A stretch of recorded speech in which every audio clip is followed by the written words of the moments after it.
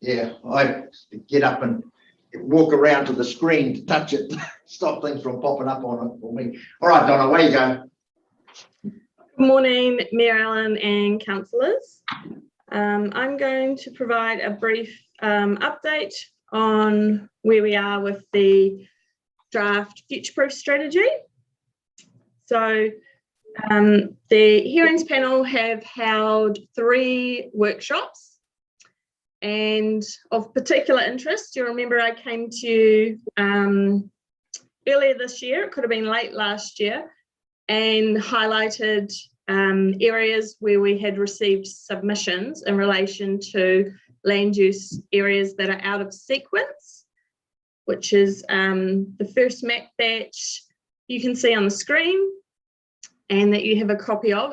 I apologise, it is a little fuzzy, but we received a variety of out of sequence submissions across our district, and also around Hamilton City, and a few in the Waipa district as well. So the hearings panel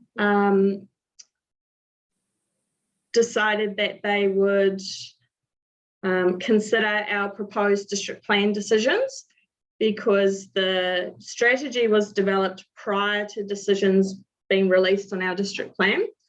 So we are fortunate enough that it looks like the direction they're taking is that the decisions in our proposed district plan will be reflected in the strategy. This means that some submitters may have their submissions supported, whilst others may have theirs not supported. And so I guess this week on Thursday is deliberations. So the hearings panel will be deliberating to make their decisions on each of the submitters. But it's favourable that they've agreed to acknowledge our proposed district plan decisions, which is really good. I guess I can't go into much more detail until after deliberations, but the process will be that they'll make decisions, and then it will go to FPIC for adoption, and it will also come to each individual council for adoption as well. So still on target, although it has taken us longer to get through the workshops and timeframes, which I'm sure Mayor Allen can talk to. So that's probably all I've got. 2 other important things that are relevant for our district is we will spend quite a bit of time working through submissions that are on or near highly productive land. We still don't have an MPS out, but the panel have put together some ideas on how they're going to manage those, hoping that we'll have our NPS released prior to us working on the future development strategy. So we'll adopt the Futureproof Strategy, but we know that we're going to need to start working on the future development strategy, which is the next update, to meet our obligations under the National Policy Statement for Urban Development. All right. Do you want me to talk, Donna, to this a bit? Yeah, I'm happy for you to share what you can, Mayor Allen. Can you put that map back up, Donna, on the screen, and I'll try and explain it a little bit more on what the panel have been working on. So I'll talk to it. Right, everybody. When you look at the screen there with the areas that have been identified here, so you'll see ones you've heard us talk about before, which is R2, which is Green Hill Road, which sits at Green Hill Road going north up to the Gordington Road, and that sits within the expressway. So that's still Waikato district there. So what's happening with our strategic land agreement with the city, meeting we had on cross-boundary issues last Friday, they will instigate a letter between CEs which will start the transfer of that land over a period of time. It generally takes about 12 months for that to happen. So R2 will then move into the Waikato, into Hamilton from the Waikato district. HT1 is all the area north of K Road. That is probably, to be honest, I was dealing with that yesterday also within the metro area and water, and it was identified in the Three Waters Metro plan as not coming in until 2061. Well, I think it'll be in well before 2061, but there's a lot of infrastructure that is required to be matched that to allow that to grow. So that area there effectively is another Peacocks in the south, which effectively the city couldn't afford to do until the government stumped up money through the HIFT fund. When you also look out to the, I'll come back down and you look to the east there in R3, and it's the first time, Don, I've heard it called R3, but that's a good one. R3 is what we more commonly refer to as the Burton block. So that's locked in between Puketaha Road out to the intersection of Telephone Road, right on Rob's boundary, then down to Ruakura Road and back in through there. So that's effectively what that block in there is. So sits in there. And if I go back, I'll come down a little bit more to Ruakura East. So that's the land on Ruakura Road that's actually outside the expressway and runs onto Ruakura Road from the expressway. So it's wedged in between. So it's out there where the berry farm is, effectively just up the road from the berry farm. If you come around the bottom there, Donna, that area through there is Tamaheri in there, and the area where the outer boundary of all that yellow area to the south, and you see the Waikato River coming up there, that is the designation of Southern Links that comes through there. So that's the proposed future boundary on the Waipa side of the river, or the other side of the river, Donna, between Waipa and the city. So currently that brown is in Waipa, and a lot of developers further up, a little bit further up, Donna, on that western side, advocated for their land inside the Southern Links designation to come in to the city. Now, that wasn't, in that area there was only pockets, and a lot of them weren't connected, so it was a bit higgledy-pickledy, because some wanted to and some didn't bother and some didn't want to. So it was really difficult. So we'll make a decision around that based off best outcomes for the city going forward. If you go up a little bit further, you'll see a tiny little one called WA. That WA is actually, believe it or not, is connected to R2 on the other side. So that's a bit of land that was identified in our strategic agreement that was meant to have gone into the city around about 2012, 2013, but the city wouldn't take it until such time as they could service it. So I don't know whether they can still service it or not, but the letter that's to come to Gavin next month is likely to indicate that they'll take that at the same time to tidy that bit up there. And then you go up there, that little bit up there, which is, was that Brimer? Yes, it's called Brimer. Yeah, Brimer. Also, that's another one of those areas that somebody wanted to go into the city and development. It's what we've given that one and the one further up, which is Te Kowhai East. And there is a number of others. We've given them what we call a status of out of sequence. And they're not likely to be supported, to be honest, to go into housing, because they can't be serviced and may not be able to be serviced for quite a number of years. So they're basically sitting on the fringes. And if you can imagine a lot of developers and farmers who own land within the periphery of the city were wanting their land to be identified through Futureproof. It doesn't give them a plan change, but what it does is it identifies them for future growth sales. So these areas will be noted for possibly in the future maybe, but certainly won't be sitting front of radar at this stage, and highly unlikely. Well, I can almost say, as long as we're in a closed meeting here, they actually won't be supported by the panel for future development. So that's basically the premise of everything we've done around the city. So yeah, any questions, anybody? Yeah, just one on Burton Trust, Alan. Yeah, I'm not. It doesn't stack up to be a very organised bit of land to take into the city. It's going to go around bits and pieces and everywhere. I'm a bit surprised that we backed it in the end. No, we're not backing it, Rob. Don't get me wrong. It's just Donna set up this plan to identify what we were dealing with. Okay. The yellow areas just highlight the areas where we received submissions. Yeah. Right. So, and as Mayor Allen explained, the panel is making decisions on these submissions this Thursday, and he did signal that it's highly unlikely. I think I can't say. I think those were the words. I can't say any more than the fact that it's highly unlikely. It's likely to be supported, Rob. I don't want to give a yes or no because that would be then classed as predetermination. But it's highly unlikely based off what I'm hearing. As part of our workshopping and the city being able to deal with it and ourselves too. So I would think there's probably a bit of water to go in the bridge. But I will just say one thing, and I reminded the panel of this when we met, when was it, week before last, Friday, a week ago. I did say this does not preclude any landowner from not taking the option of a private plan change either. So in some of these areas, there is a lot of money involved, a lot of money, and a lot of people with a lot of money.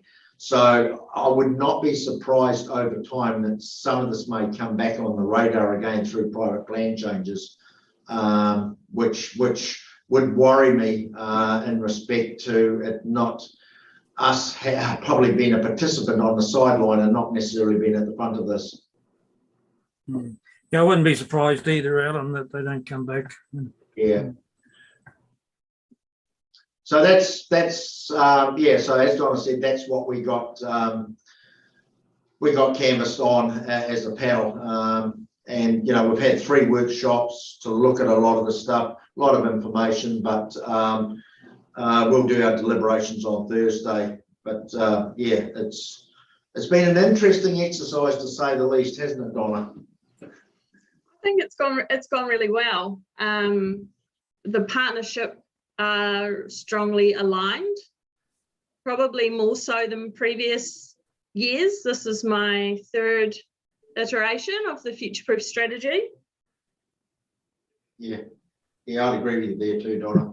Jackie. If I could just add there as well, I've been very heartened to through the strategy process, it hasn't just been deciding on these parcels of land in isolation, but very much putting that lens of every council's growth strategy to the extent they have one. So that's been great for us and our PDP decisions being taken into account, but also the criteria, agreed criteria across all the councils for anything that does emerge that's unanticipated or out of sequence. So it means that not only for these deliberations, but for those future ones the mayor was talking about, where people do come forward, whether it be a private plan change or the next version of the strategy, the councils are all on one page as to the sorts of things that they'd be applying, pros and cons to.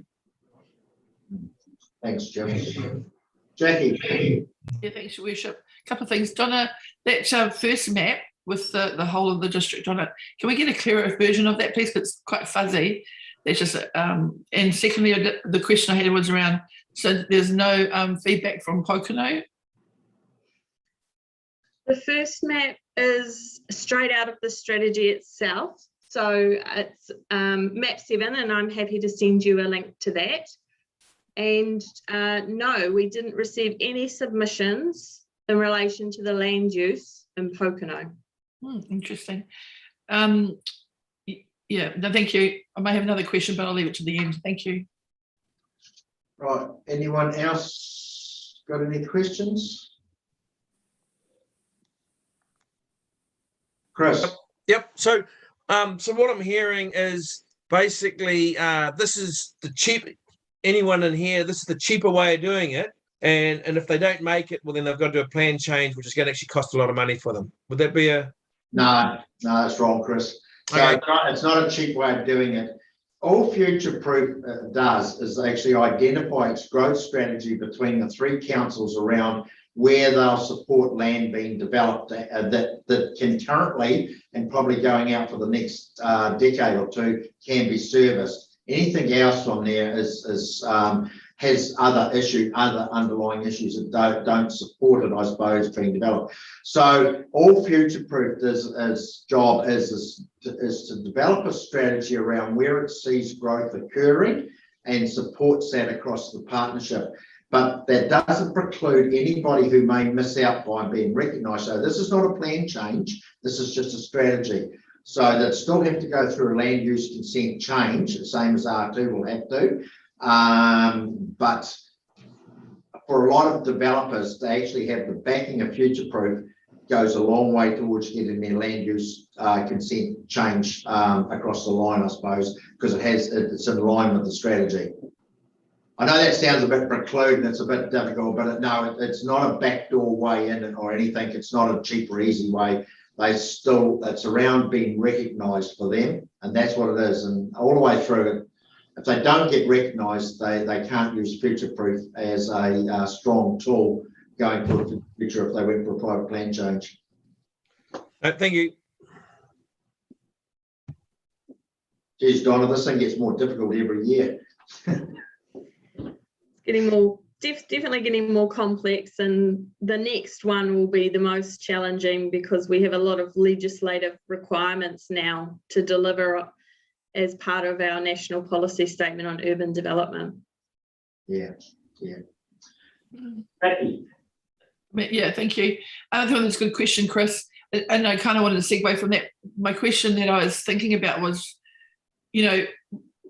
Futureproof's a good idea, and all our strategies around growth, and we're looking at infrastructure, and then we've got these plan changes come up, which we did at Lakeside, for example, private plan changes.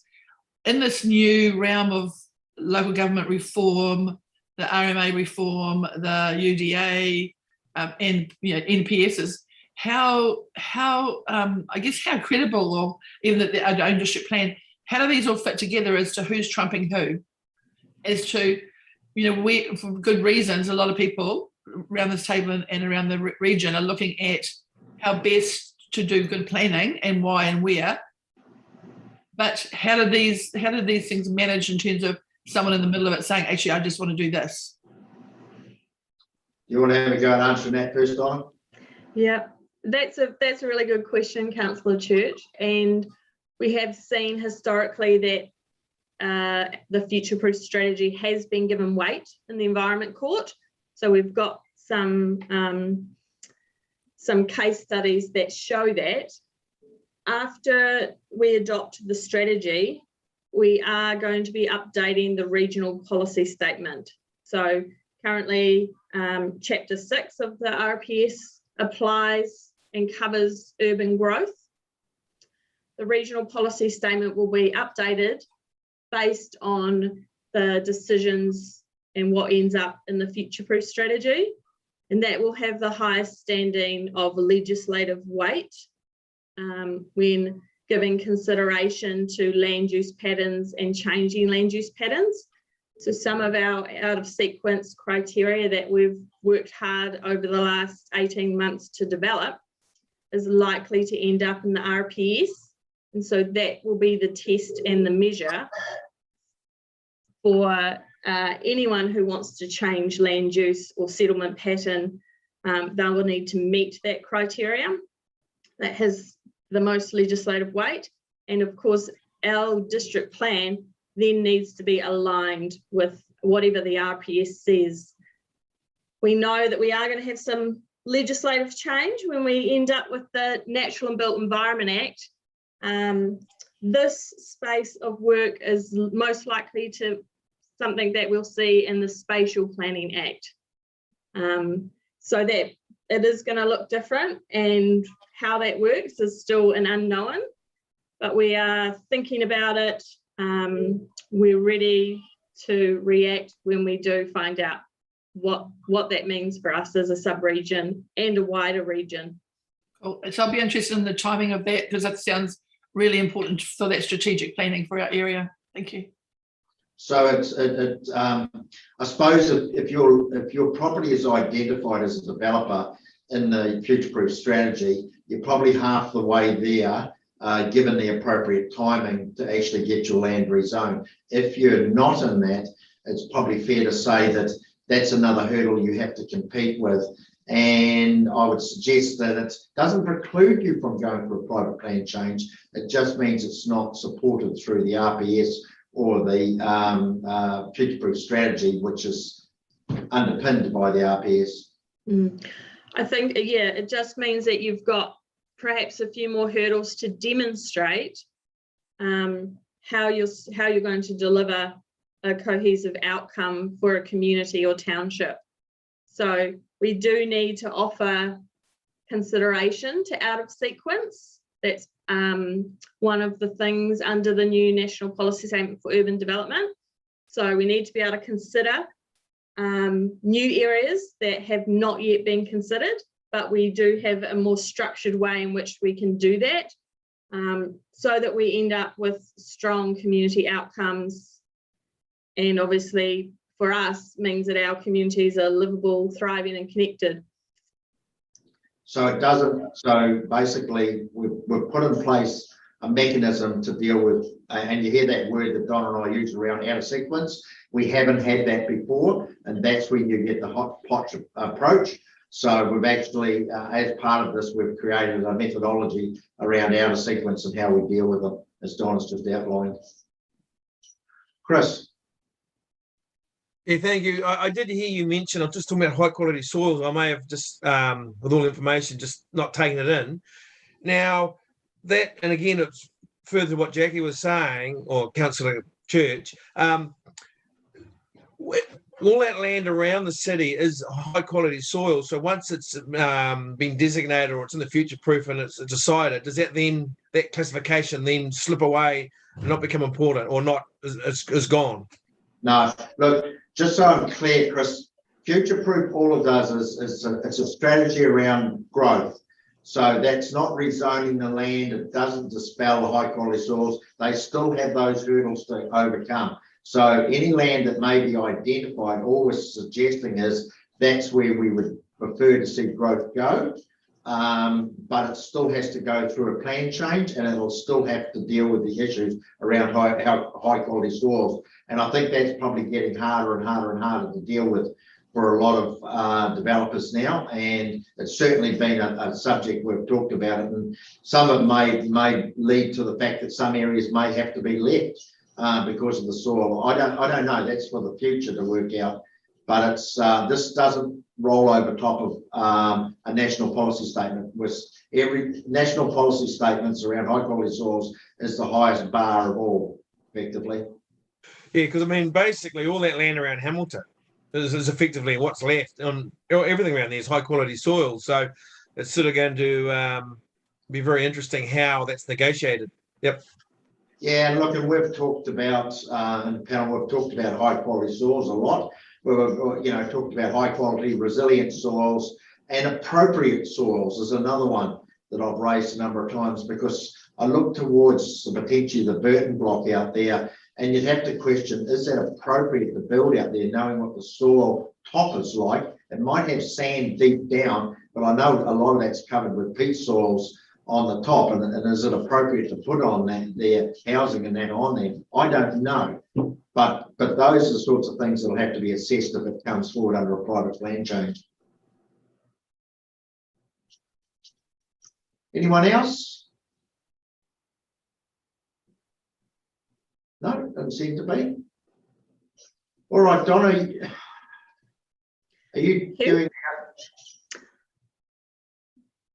I'm happy to introduce the next topic if you'd like, Mary Ellen. I got two of them here, so which one are you doing?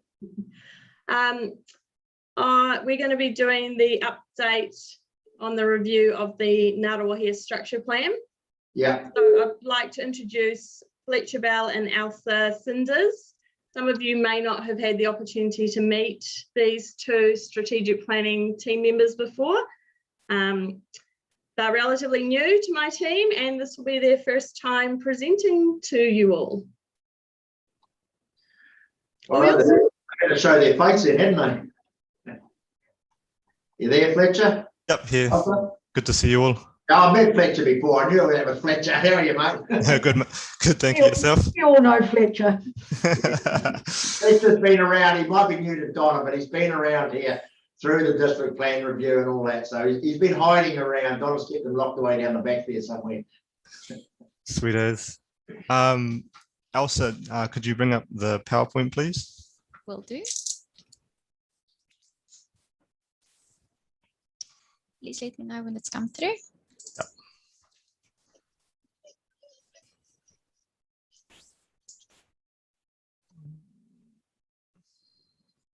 You can see a blank page, but no title to it. Just let me just try again.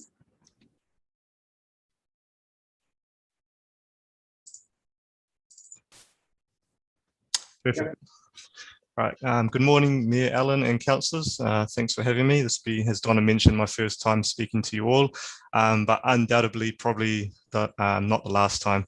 So today I will be presenting on the gap analysis for the 2017 structure plan, and Elsa will be presenting on the town centre plan for Ngārawahia as well, and she'll follow straight after me, so do a bit of tag teaming. Next slide, please. Just before we get into it, a little bit on what a structure plan is. It's a tool for managing the effects and demands of development or redevelopment of larger areas held in multiple ownerships in an integrated, holistic, and orderly way. There's an effective means to achieve sustainable management of natural and physical resources, particularly in the urban context. And how this fits into our strategic planning framework, you can see Council's vision at the top, which feeds into our district blueprint as well as our local area blueprints, but also Waikato 2070, which is your growth and economic development strategy. Those key three main things then feed into our structure plan, which then also feed into the district plan and the long-term plan. The district plan delivers on the land use side of things, and the long-term plan delivers on the infrastructure side of things. Next slide, please. So just a little bit about the gap analysis, just a bit about the gap analysis for the existing structure plan. The existing structure plan document was completed in 2017, which is nearly 5 years ago, and accompanying technical inputs from as early as 2014, so a wee while, it's close to 8 years. The gap analysis is a review of the technical inputs to see if they're still fit for purpose. These technical inputs include the market assessment, transportation, urban design, archaeology, heritage, geotech, ground contamination, three waters, and landscape. I will note that it includes also the open spaces and community facilities, but those two reports don't actually have a standalone technical document, but instead they're included in the main body of the report, which is still for review as well. From this review, there will be various technical updates that will also inform components of the Ngārawahia Town Centre Plan. You can see that the transport, urban design, market assessment, open spaces and community facilities are of those. The gap analysis will help inform the new structure plan. The existing structure plan spatial area includes Ngārawahia, Taupiri, Hopuhopu, Horatu, Glen Massey and Te Kōwhai. The proposed structure plan area is a consolidated version of just Ngārawahia, Taupiri and Hopuhopu. You can see a little diagram to your right to kind of link the three streams of work together. The gap analysis will inform the new Ngārawahia structure plan, and the Ngārawahia structure plan will help inform the Ngārawahia Town Centre Plan. As it sees, as you can see on the right, it probably looks as if the Ngārawahia structure plan needs to be completed before we start the Town Centre Plan. It's not correct. The Ngārawahia structure plan and the Ngārawahia Town Centre Plan are two streams of work that will be developed in parallel, just given a lot of their technical similarities. Next slide, please. So these are some of the new statutory and non-statutory changes since the 2017 structure plan. You'll be well aware of these. I'll just briefly run through all of them. The Housing Bill, the Resource Management Amendment Act, which is simply just to enable medium density in a lot of our townships. The Hamilton Waikato Metropolitan Spatial Plan, which is a plan for Hamilton City, Waikato districts and district, and how they will grow over the next 100 years. The National Policy Statement on Urban Development, Waikato 2070, the Futureproof Sub-Regional Strategy, and I've mistakenly left off the PDP decisions, which are now in the appeals stage at the moment. Next slide, please. So this is one of the key changes within the townships, population namely. Ngaruawahia was within the original structure plan. Ngaruawahia was only predicted to grow to about 5,600 by 2040. As it stands, the population currently is 8,760, so well exceeded, and is expected to grow to approximately 9,800 by 2040, and that's based off the University of Waikato high projections. Taupiri population originally predicted to only grow to 640 by 2040. The population currently is 719 and is expected to grow to approximately 1,080 by 2040, also based off the university high projections. Hopu Hopu is approximately 135 and is expected to grow to 270 over the next 4 to 5 years. And those diagrams on the right kind of just illustrate those changes. Fletcher? Yep. Yeah, just one question here, query. When I look at that, Ngaruawahia don't have a problem there. I look at Taupiri and 719 versus, dare I say, that's an odd number, 1080. It sounds like possum boat. But that's only a shift of little over 300 in 20 years. And considering that new housing that's going in there and the outcome of the PDP, do you think that's a realistic population number? Yeah, so to my understanding, those university high projections, I can't remember when they were conducted, but I don't think it does take into account the new PDP zonings. If I may direct part of this question to Donna, she might be able to help assist as well. Yeah, I think it's really important to note that projections are always based off historic data. Yes. And so Taupiri is one of those villages where we know that we're going to see more growth than what has historically been projected. So it will be a similar case to what, on a different scale, but what we've experienced in Pōkeno. We have very low population projections for Pōkeno, and we know that that's not the case. And so for that, the first iterations of census numbers, while the town or village is growing during that period, it takes a while, at least 2 rounds, so it could be a decade for census to catch up with regards to projections. So we're not planning for just 1080 to be in the village. We're a lot more realistic, and so our planning is going to be based on the capacity, so the supply in which we're providing for the village to grow. Yeah, look, that's right. And I probably knew that, you just reminded me of it. I forget some bits and pieces sometimes, but I just thought it was important to point out to everybody that those figures, based even on what's planned now prior to those stats and what's likely to come out of the PDP, will mean that figure will probably in the future need to be readjusted. And probably even through the through the structure plan, that should be identified through that anyway. Your Worship, can I ask a question around that as well? Yeah. Because I agree, and you always had that idea of like, we need to be, I guess, confident when we go forward for this. Because we do know these negotiations with different developers and the likelihood of that growth.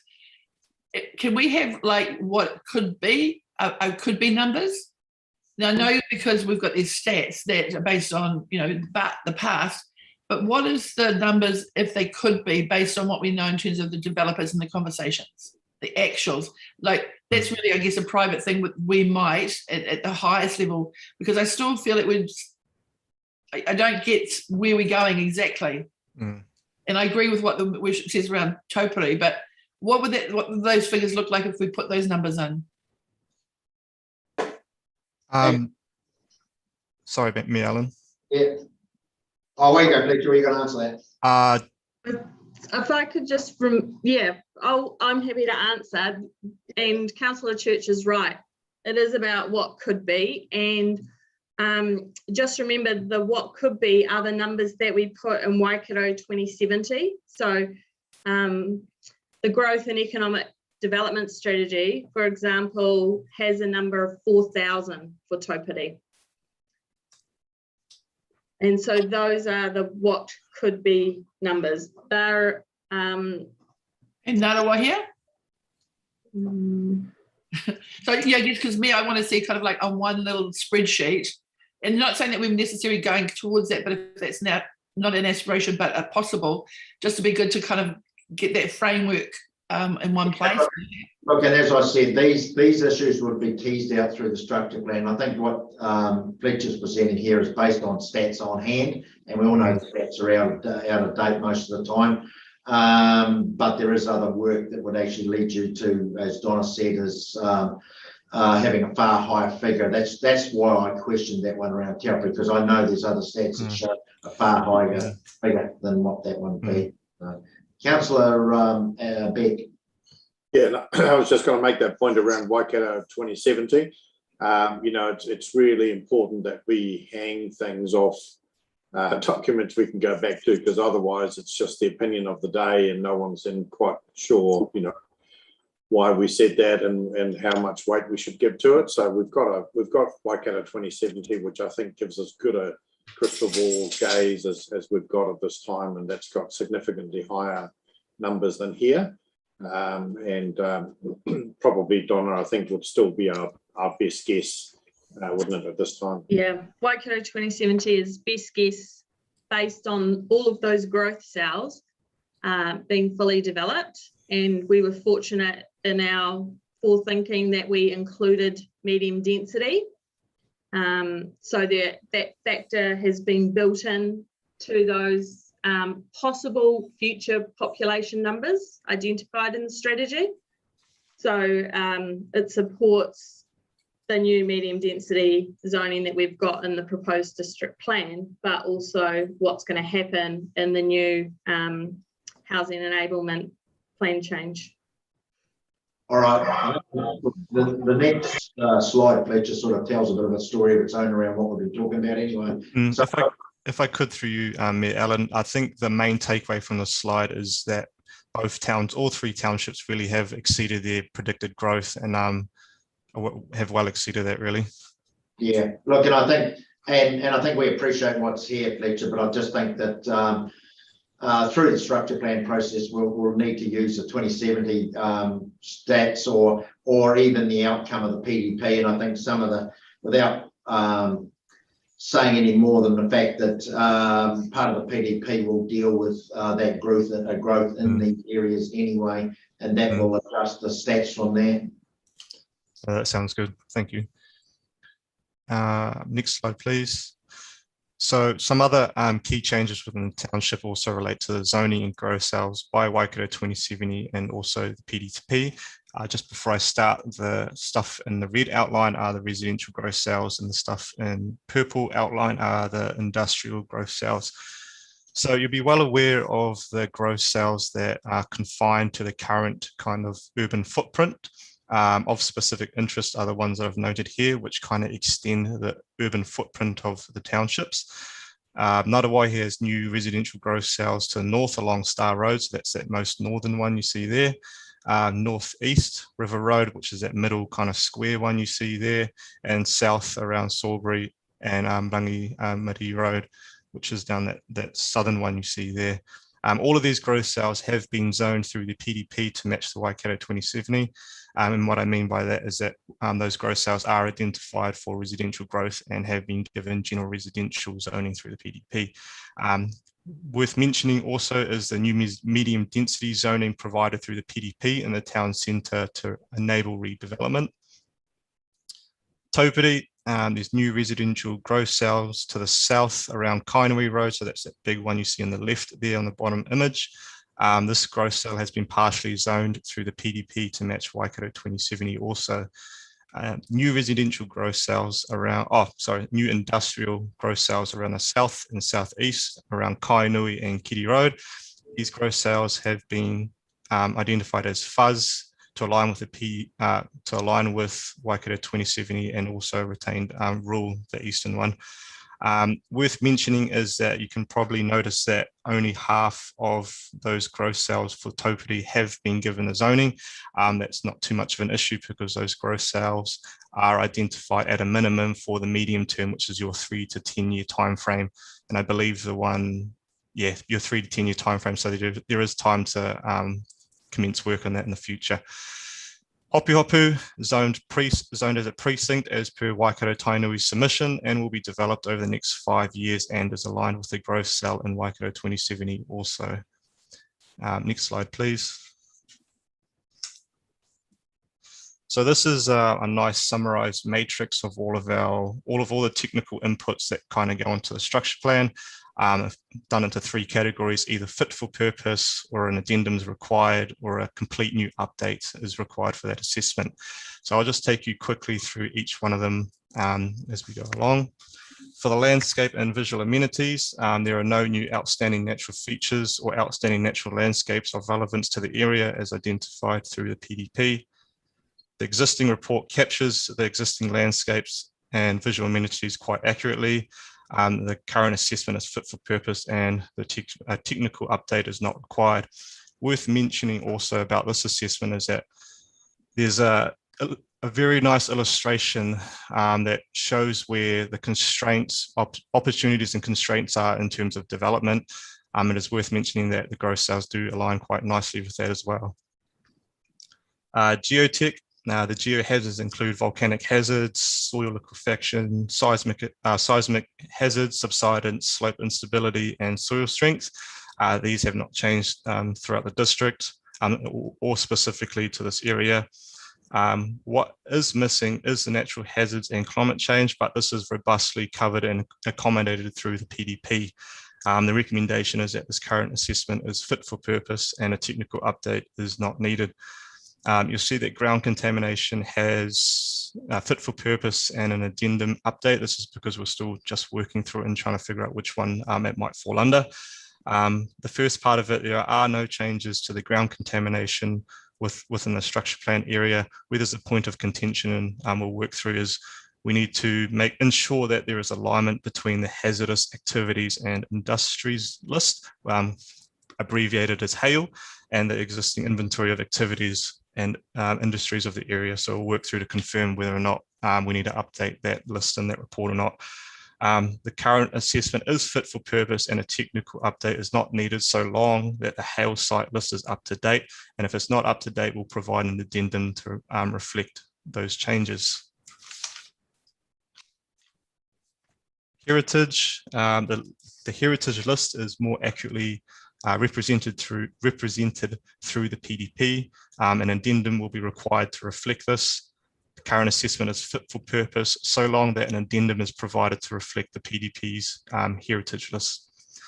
Very similar, archaeology is the archaeology list in the PDP, which is sites and areas of significance to Māori, is more accurately reflected in the PDP, so we will need to provide an addendum to reflect this as well. The current assessment is fit for purpose, so long that an addendum is provided to reflect the sites and areas of significance schedule. Market assessment, there are inaccuracies around the demographic profiling, population, housing, employment, and land demand. The current assessment is not fit for purpose and will require an update. We're looking at options to get this updated either internally or through a consultant. This will be heavily dependent on whether or not we have internal capacity to deliver on this, and also whether or not we can pull some of the land demand information from a report that's been commissioned by Hamilton City Council, I believe, for the Futureproof partners in relation to land demand.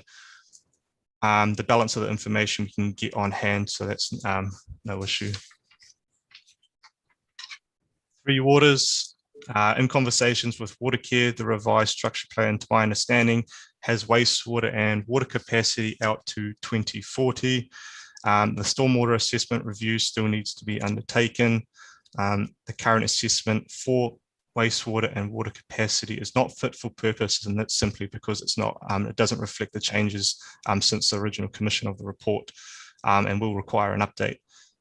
It is likely, because the stormwater assessment hasn't been undertaken yet, it is likely from what we've gauged that it will need an update in any case, and is not fit for purpose, but we'll work through that as things evolve with water care. Community facilities, the existing facilities are not fit for purpose to serve the existing or projected communities. There are unserviced areas in the north and south of Ngaruahia, as well as the south of Taupiri. Although a specific technical report won't be commissioned for community facilities, work will be done internally to address these gaps and recorded in the main body of the report. For parks and recreational opportunities, very similar situation. As the existing parks are not fit for purpose to serve the existing or projected communities. There are unserviced areas around the north and south of Ngaruahia and Taupiri.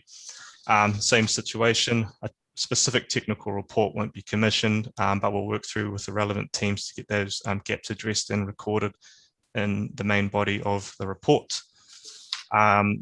The transportation assessment and urban design assessment will need a technical update, but Elsa will talk to it in this next part here.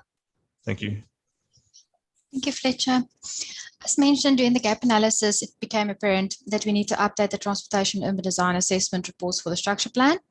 The previous transport assessment report was completed in 2014 and was based on the 2013 census data, the 2013 Wortham traffic volumes, with certain future traffic movement assumptions made based on the volumes. And the final report was completed before the Huntley section of the expressway was opened. Since Ngaruahia, Taupiri and Hopu Hopu has experienced significant population growth, well above the projected 2020 estimates, we've seen expanded industrial areas, new future growth cells, and zoning density changes for each town. It was therefore recommended that the 2014 report should be reviewed and updated, with a focus on developing and updating a traffic model and assessing of the network projections up to 2051, specifically for our study area. Also including some intersection safety assessments, for example, with a focus on Jesmond Street and Great South Road, where we note that there's a need to enhance the connectivity between Jesmond Street, the activity spine, and then the Durham Street precinct and the point across South Highway 1 or Great South Road and the railway. And then we'd also like to undertake a safety and efficiency assessment to explore some options to reduce the number of at-grade rail crossings, particularly in Ngaruahia and Hopu Hopu. And then also a high-level assessment of some of the walking, cycling, and micro-mobility connectivity that's required within our towns. The urban design report was also developed in 2014 with a similar base data used to the traffic report.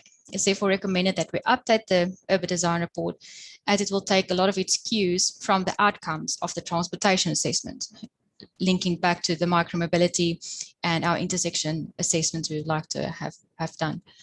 But then also there'll be a focus in the urban design report on confirming the identity and the cultural significance of the town centre for our local community and Mana Whenua. We would like to review the urban design guidelines to align better with the Waka Kotahi One Network framework, looking at the movement in place, but also connectivity. And then looking at public open spaces, streetscape, signage, and wayfinding, and etc. So this then basically concludes the technical report that needs to be updated and reviewed as part of the structure plan. I will then now continue on to the town centre plan. Maya Allen, if you're happy for us to keep questions until the end of this presentation. Hang on, Elsa, what did you say? Sorry, I didn't hear you. I'd please like to ask if you are comfortable if we keep questions until the end of the town centre presentation, because the two are being developed in parallel. Yeah, no, way you go, Elsa. Thank you. So as mentioned by Fletcher, the Ngaruahia Town Centre plan is being developed in parallel with the structure plan. This town centre plan will to a large degree be informed by the findings and strategic direction given from the structure plan to make sure we have alignment. It is worth noting that for the town centre plan, we will be adopting a place-based planning approach in developing and assessing a finer grain for the town centre. place-based planning approach in essence entail where we put community and mana whenua at the heart of our planning process. We like to have engagement with them on multiple stages as we work through the process. But then with place being defined as a space where people, location, and resources combine to create a sense of identity and purpose. This approach allows for multiple inputs with a focus not only on our local community and mana whenua, but also best practice urban design guidelines, as we're primarily working within the public realm. The place-based approach also considers elements such as climate change, population growth, infrastructure capacity, and the spatial characteristics of the town centre. So where we are in terms of our draft report, it's structured according to 3 main parts, looking at our site context and analysis, strategic moves, and then the town centre enhancement, which will be our recommendation section. As highlighted, we're currently busy with part A, looking at the site context and analysis. We envisage to have 3 touch points with local community and mana whenua as we progress through the phases at each point. So then just drilling down into the part A, just a brief snapshot of the components that we are currently assessing. So the part A is primarily a status quo or a stock take exercise for us to gain a better understanding of the planning frameworks and the built environment elements that's shaping our town centre. Firstly, we'll look at Ngaruahia on a high regional level, then drilling down to Ngaruahia in terms of the township analysis, and the third component is where we'll zoom into the town centre itself. At the regional level, we'll start by assessing Ngaruahia's role within the district and review all the regional policies and planning frameworks which guide and give effect to the development of Ngaruahia with a longer term view, basically setting the scene for us on a regional level. Then drilling down in scale, following we'll look at Ngaruahia holistically as a township, adding a bit more detail. This is where elements such as the blueprint initiatives and the previous structure plan work will come into play. We assess the push and pull factors impacting on the town and still keeping our alignment with our regional policy priorities. The third component where we zoom into the detailed elements defining the town centre. At this scale is where we start looking at elements such as the spatial structure, our main roads and rivers guiding development, accessibility, looking at things like land use, zoning, and we would drill down to individual lots, looking at historic sites, community facilities, etc. The outcome of this assessment is to gain an integrated view of what currently defines Ngaruahia. With the completion of the literature review and site visit, the next steps will entail the engagement with local community and mana whenua, where we would like to gain their views and some issues and constraints that we need to consider. And just noting, it's primarily where we drill down to the township assessment and the town centre plan, where we'll, the structure plan will feed into the town centre plan.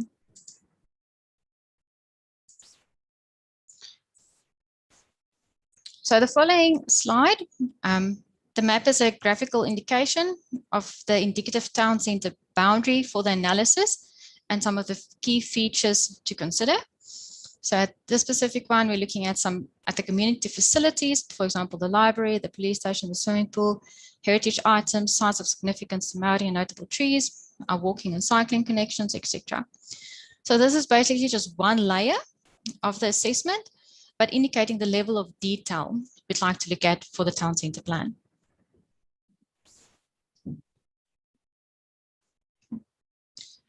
As part of our next steps, the structure plan analysis needs to progress a bit more with a focus on the transport assessment, the urban design assessment, and the economic market assessment for us to be able to wrap up the part 1 of the town centre plan. But in the meantime, the town centre plan will align with the structure plan, where at this point we'll seek a round of input from the community and mana whenua regarding the values, issues, and opportunities relevant to the town centre to be considered as part of our planning process. Following from that, we'll proceed with the part 2 and part 3 of our assessment. The final slide is just a graphical representation of how the two processes are running in parallel, just highlighting our next steps. As you can see, and as Fletcher explained, we have completed our gap analysis We are in the process of commissioning some technical assessments for that finer detail. And then we'll commence with the draft structure plan report. We've already commenced with the draft status quo report in terms of the Ngaruaha Town Centre plan. And we're now at a point where we need or would like to seek some inputs from the community. Thank you very much, Mayor Allen. I think at this point, the floor is open for any questions. Well done, Elsa. Both you and Fletcher have done a great job. So I'll pat you both on the back now before I forget to do it later. I'll go to Councillor Beck. Yeah, thank you. My brain started hurting, Elsa, when very early in your presentation, and I'm not quite sure how to make it stop. Hopefully you can help. It's really good that we're at a community. You may want to take your slide down. It's really good that we're at a community input stage now. I guess the thing that's making my brain hurt is we're already quite a way down the track, and we've made a couple of philosophical decisions already that I was sort of unaware we went past that whole point, if you like. And specifically, I'm talking about the lens through which we're doing this. So there's already been a decision to do a place-based view, and that could be 100% right. I'm not sure about that. I saw Waka Kotahi's have got some input in terms of their framework or their perspective. That always worries me slightly because they've got a very particular focus. And I'm not sure to what extent that's flavoured our own work here.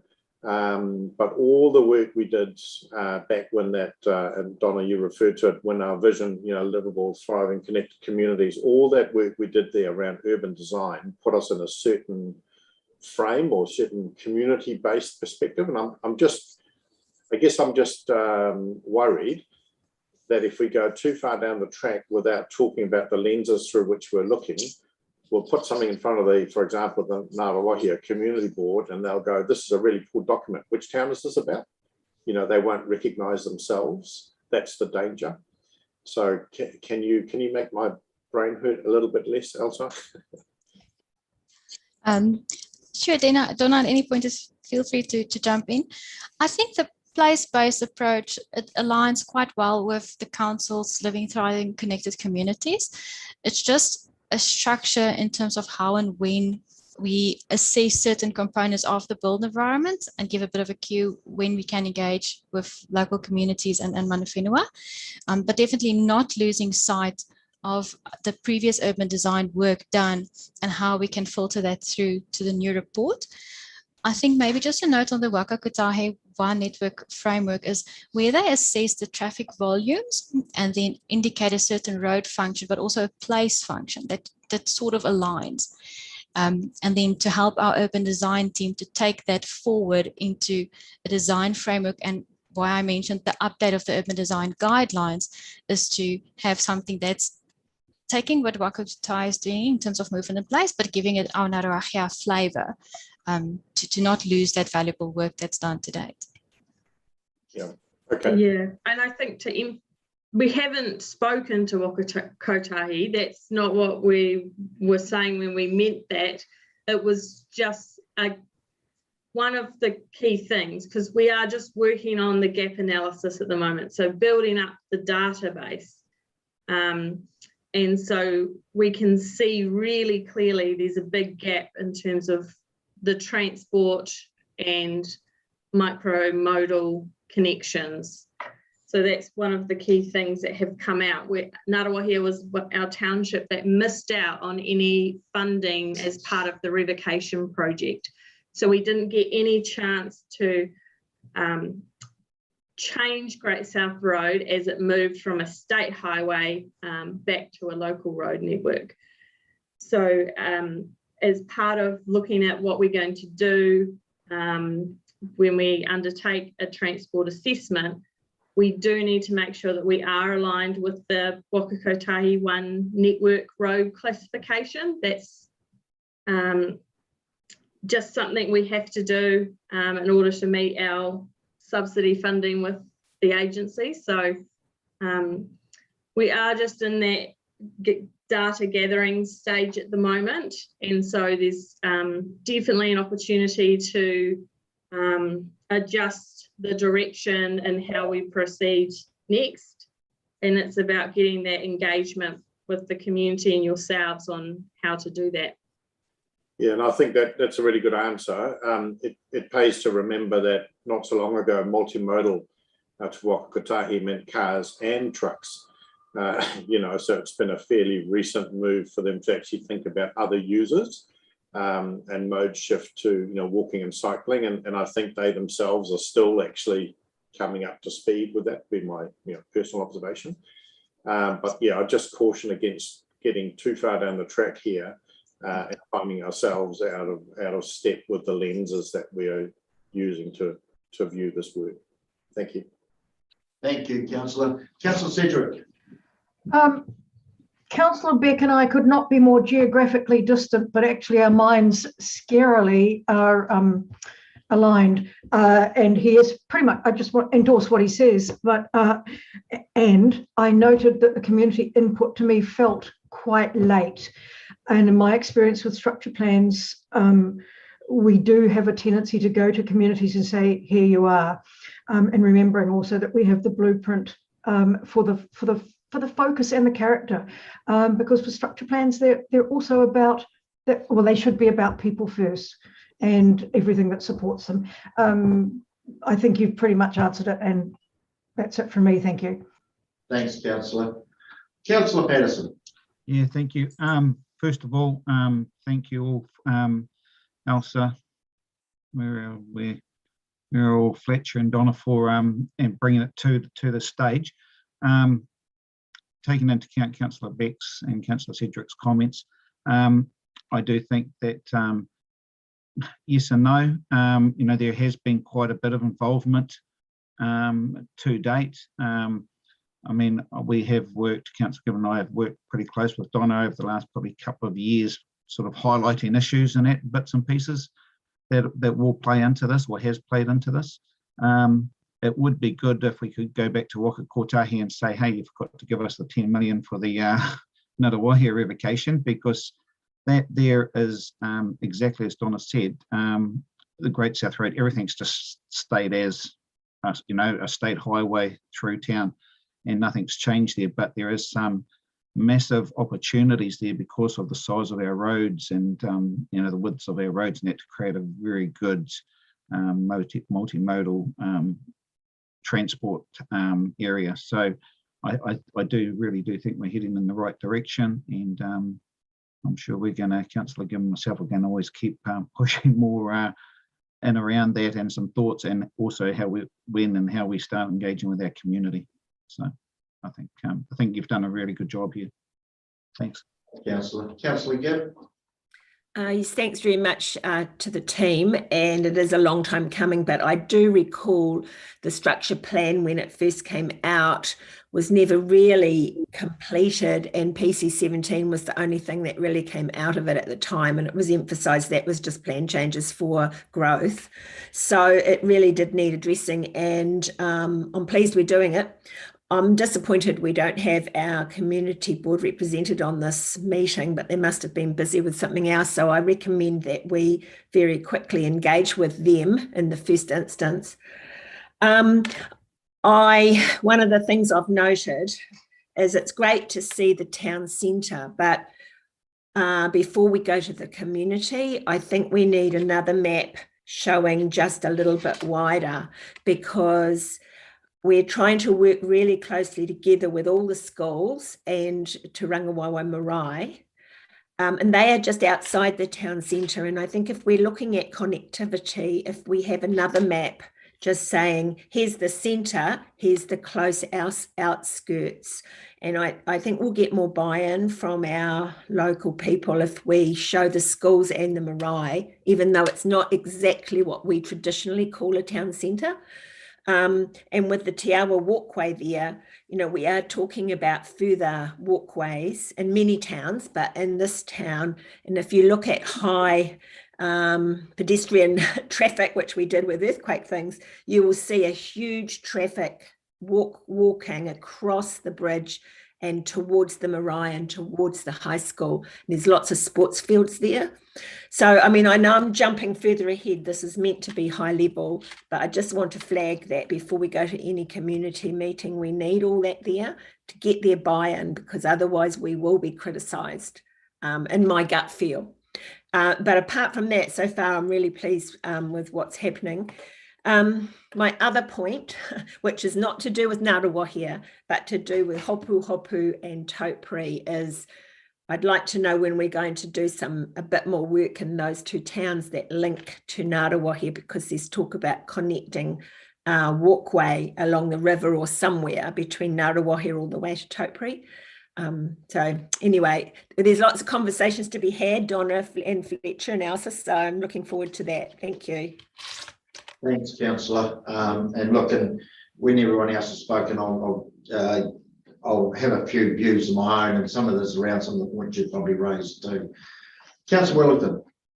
Yes, thank you. And it's probably more to what we spoke earlier this morning, and also to what Fletcher's spoken about with growth. Just wondering whether whether things might taper off, and whether we've looked to the future, just maybe at short term, with the lift in the interest rates and proposed interest rates going to 6, 7, 8%, maybe higher. Fuel prices a little bit higher at the moment.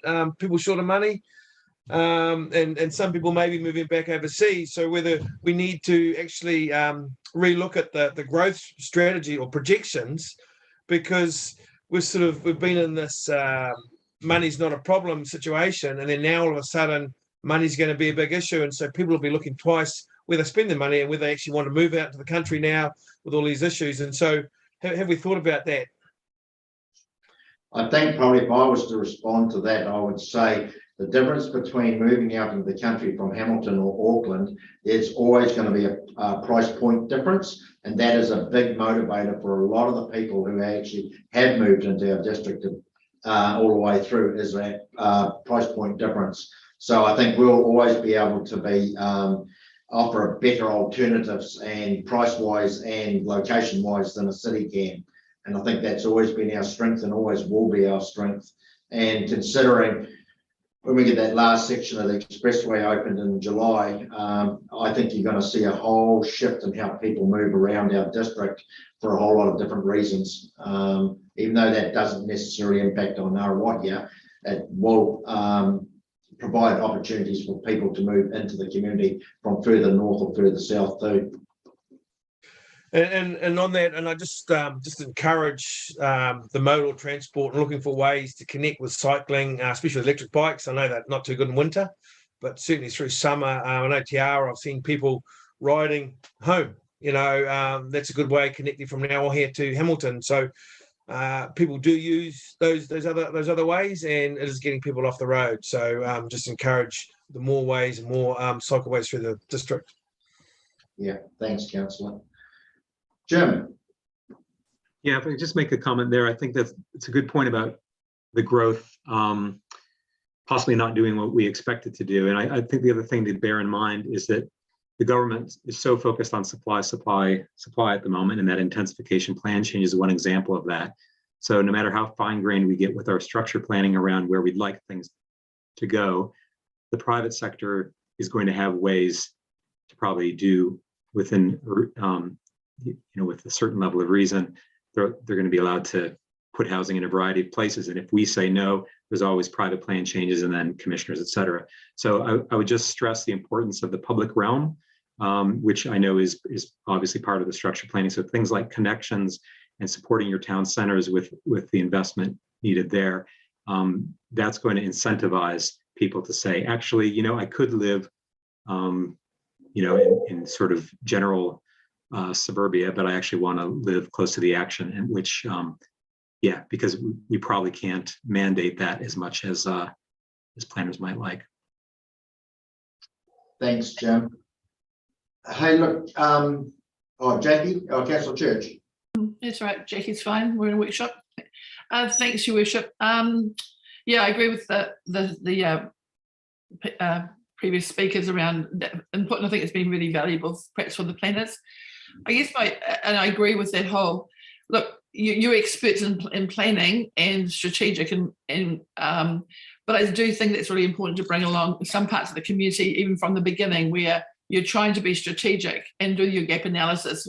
And they may come from a small place, but to feel that sense of belonging and also feeling like they're having some say, and then understanding also some of that process. And perhaps there is someone on that community board, I'm not sure, who's actually been part of this partnership from the beginning, to actually go along on that journey, to actually then advocate for that, well, I think would be helpful.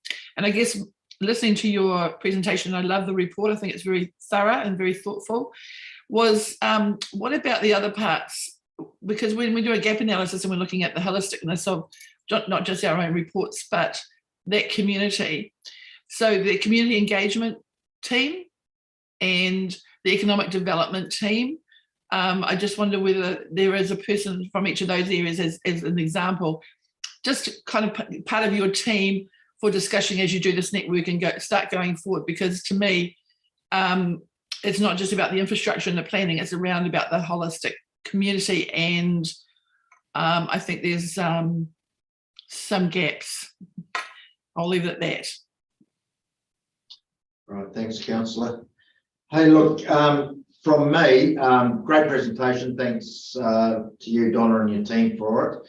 Probably my comments would be is, in 21 years in local government, I've seen 2 district plan reviews and changes. I've seen various plan changes, and I've seen quite a number of structure plans. But I've got to say this one, and down to the level of detail as proposed, is probably the best one that I've actually seen, that it actually is going to address a whole lot of issues, whether it be town centre, open spaces, facilities and things like that, which is not normally where we've gone in the past. We have a tendency to structure plan an area, which I think Donna might have said, or somebody had said earlier on, which was just a nice way of doing a plan change and an effect, and it didn't actually cover off it. Because I looked to one of our communities, fast growing communities, where a major structure plan was done, and the bit that was left out was the town centre, and now we're running around trying to fix it. And I think that was an absolute failure at the time, and I know the reasons why it was doing it. I'm not going to say on here why that happened, but I would say with this one, we're actually trying to, and will avoid it by actually incorporating the town centre and all facilities as well. So it's a little bit of a bottom-up approach instead of a top-down, and actually capture all. The only advice I'd give to the team is, like other structure plans I've been involved in urban areas, it gets to a point where whether they be community board members, whether they be residents, or whether they be developers or whoever, they'll all want to put their stamp on it, and they'll push and pull in all directions until they're satisfied they've got what they want, which may not fit with the overall view of the community. So my only advice would be going forward, because I won't be there for the end of this, would be that we make sure that we do what's best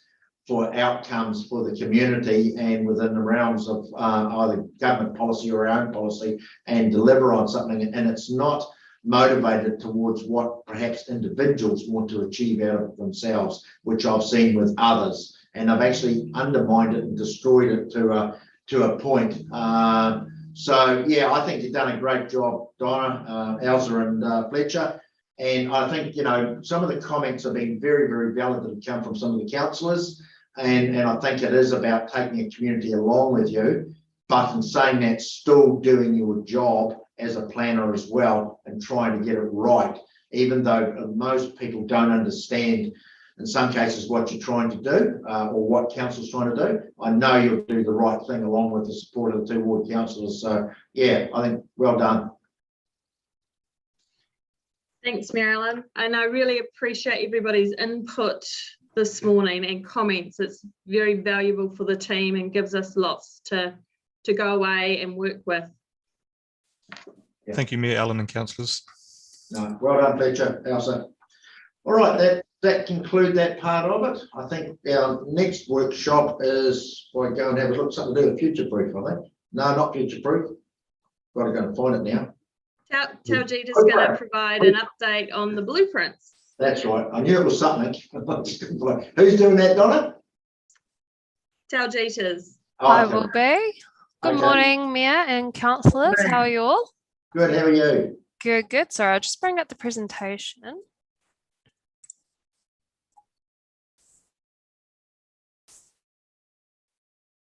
Can you see that?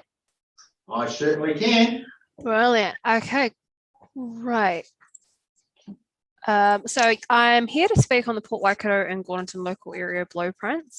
But before I do, I'd like to ask the project steering group if they feel as if they need to add anything during this presentation, please do so.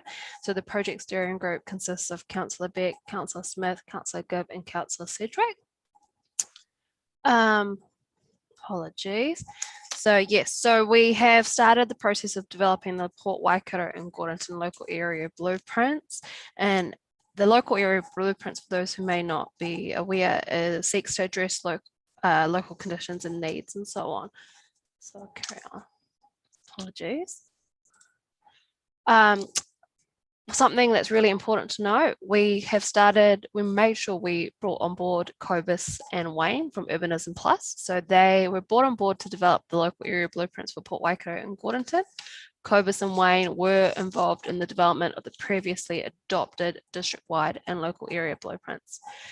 We thought it was necessary to ensure that there is consistency in the development of the local area blueprints. We had hoped to begin the development of the Port Waikato and Gornington local area blueprints in mid-2021. Unfortunately, COVID-19 impeded the ability to undertake any public workshops.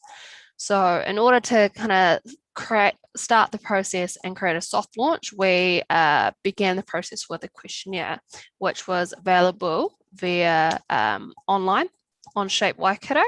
And also we made sure we had hard copies of the questionnaire available in the local businesses within both Port Waikato and Gornington, and made sure that we advertised and let the residents know that the questionnaire is available via hard copy or online.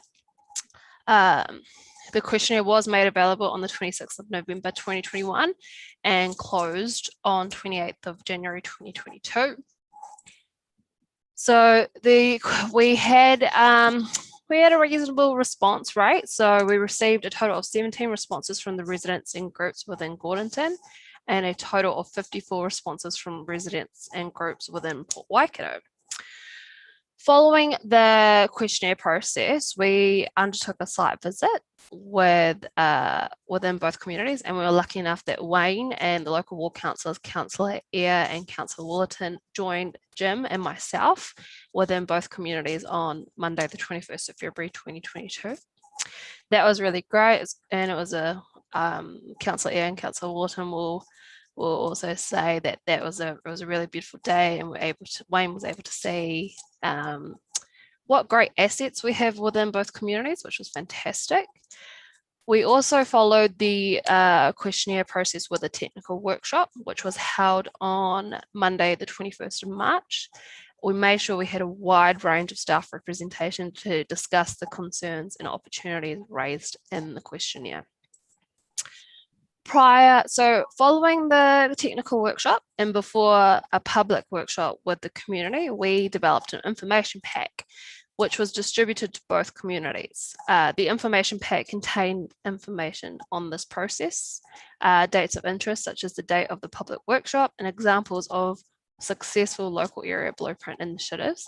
An example of a successful local area blueprint initiative included the project in Merimeri, where they were able to create artistic and creative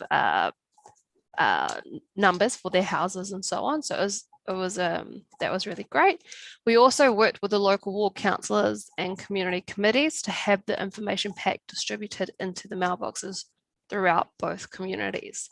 So we actually did a mail flyer drop, and we worked with Councillor Eyre and Councillor Wharton and the chairpersons to make sure that it was distributed as widely as possible. So we undertook public workshops within both Port Waikato and Gornington. At the public workshops, there was a presentation undertaken by Wayne, where he discussed the main themes and topics that were raised as part of the questionnaire. We had the workshops in Port Waikato on the 3rd of May at Sunset Beach. We had 41 residents attend that particular workshop. And we also had a public workshop in Gordonton on the 5th of May at Gordonton Hall with 29 residents attending. It was a good turnout, and I think we had quite a good representation from the community. By the way, both workshops were held after work. There were many things raised as part of the questionnaire and the public workshop for the community of Port Waikato, one of which won't surprise you is coastal erosion and subsidence. However, the community and staff are well aware that there's a separate process that's attempting and trying to address coastal erosion. However, at this the public workshop and the questionnaire, the other main themes that were raised for Port Waikato was to develop Port Waikato's identity, strengthen the community and attract visitation, and improve and protect connections throughout the community. With Gordonton, there were also a lot of different themes that were raised as part of the questionnaire and public workshop. However, the 4 main themes included developing Gordonton's identity, attracting residential growth and development, strengthening the economy and tourism sector, and improving connections. Following these public workshops, we actually had a second technical workshop with staff that was held on 18th of May 2022. Staff and local ward councillors were provided with the comments received from the public workshop and questionnaire, and were actually asked to provide comments by Monday, the 23rd of May 2022. So staff have provided comments, and we as a strategic planning team have also provided comments on the initiatives and the prioritisation of those initiatives. Wayne and Cobus are currently in the process of developing the provisional initiatives that will be presented at a public drop-in session that is, I'll bring up the dates later, that will be undertaken within both communities. So yeah, these are the next steps. We have Urbanism Plus to have provisional priority actions to be completed by the 8th of June. And we want to run through these provisional priority actions with the project steering group on that day as well. We also want to meet with the chairpersons of the local ward councillors, the chairpersons of the local community committee, and the local ward councillors of each community to discuss those provisional priority actions. I've set up a meeting with Chairperson Fry and Councillor Eyre and the project steering group for the 10th of June. However, time and date for Gordonton still needs to be confirmed. We're also hoping to hold the public drop-in sessions in Port Waikato and Gordonton. The public drop-in sessions will be an opportunity for the public to inform the prioritisation of the initiatives. So we'll have staff attend, local water council attend, and any members of the project steering group who are available attend those public drop-in sessions. It is important to note that Wayne will only be attending the Port Waikato drop-in session, and unfortunately neither Urbanism Plus consultant can attend the Gordonton drop-in session. However, I think staff are quite competent enough to run that. A final draft from Urbanism Plus will be provided to council, and that final draft will be presented at a council workshop. The date of the council workshop is yet to be confirmed. However, we have applied for a possible workshop on the 12th of July. We had noted on the website that 12th of July was a workshop, but were informed it wasn't. And then we're intending for for reasons unbeknown to you, and I can't tell anybody else, that date won't work. Okay. Irrelevant in a bit of time. Okay. Yeah. Okay, brilliant. No worries. So there's we're hoping to have the finalisation of the Gordonton and Port Waikato local area blueprints before the end of July and have it adopted at the Strategy and Finance Committee on the 3rd of August. But that's the current plan of action, and there may be some changes to it. But I think that's it. And if anyone has any questions, please let me know. Well done. I think you've moved on pretty quick with that. It's amazed me how quick you've got all that. You know, in relation to what, you know, the consultations and everything. So yeah, well done. You've really kept moving. So if you want to put the screen back, because I've got a whole lot of files on my screen. Oh, sorry. Have I not stopped sharing? Apologies. No, There you go. You would have seen my mess that is my desktop. Yeah. Hey, yeah, look, thanks for that, and yeah, well done to the team. But yeah, the 12th of July, and this will involve some of the councillors too, and that's why I'm saying it's a date which they don't know about yet, but it is. I can't. It won't be a workshop on that day. Let's put it that way. All right. That's okay. Brilliant. Okay, Councillor Ian. Thanks, Mary Ellen. Just a quick comment from me, really. Applauding the staff and the steering group, because this is a really enjoyable process for me. Wonderful to be working with you all and delivering what is a really goodwill project to Port Waikato, and they're grateful and really excited about the initiative. What I would stress, though, is the importance of having a planned, budgeted works program as an overlay on this. So we actually know what works are actually already coming up. We don't want to actually have inspiration that is not aligned to works that we've already got planned in the foreseeable future. That's all I would say to that. Okay, thank you. It's a good point too, Councillor, because a lot of things people raise are actually already programmed and funded. So yeah, well done. Councillor Littleton. Yeah, just a little bit on the Gordonton as well. Just something that probably need to say publicly or for the group is that one of the things that's come up is actually the wastewater for Gordonton. So that's actually is probably inhibiting growth.